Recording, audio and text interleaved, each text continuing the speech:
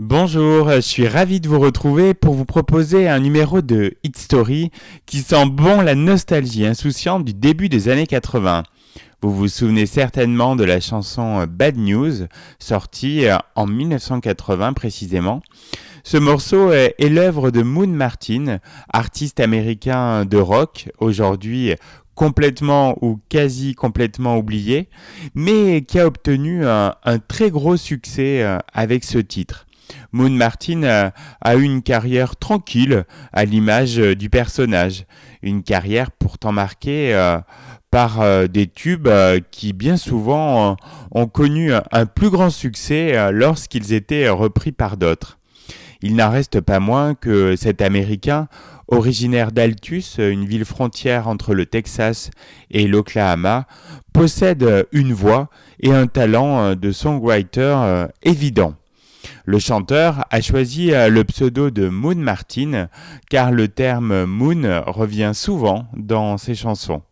Après une expérience dans un groupe spécialisé dans le rockabilly et les reprises des Beatles, il se lance en solo à la fin des années 70 avec deux premiers albums qui connaissent un succès d'estime. Mais c'est avec un troisième disque intitulé Street Fever, qui contient Bad News, que Moon Martin connaît le succès en Europe et plus particulièrement en France. À cette époque, on reprochait à Moon Martin de piquer son look à Woody Allen et ses riffs à Chuck Berry. À l'écoute de cet album très court, il fait moins de 35 minutes, on est surtout frappé par son talent et son sens mélodique. C'est presque pop, mais les guitares sont toujours présentes.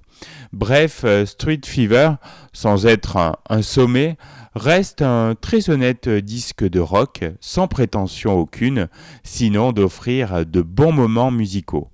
Moon Martin chante peut-être d'une voix assez limite. Il a un look improbable avec sa chevelure filasse en coupe au bol et ses postures caricaturales, mais il sait faire de bonnes petites chansons sans prise de tête, comme ce tube qu'est Bad News. Chanson la plus longue de l'album, elle reste le morceau le plus connu de Moon Martin.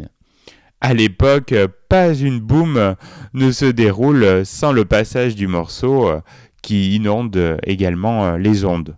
C'est un exemple parfait d'un croisement réussi entre power pop et rock contemporain. La suite sera moins heureuse pour Moon Martin avec des albums à l'inspiration inégale et aucune chanson du niveau de cet impérissable succès.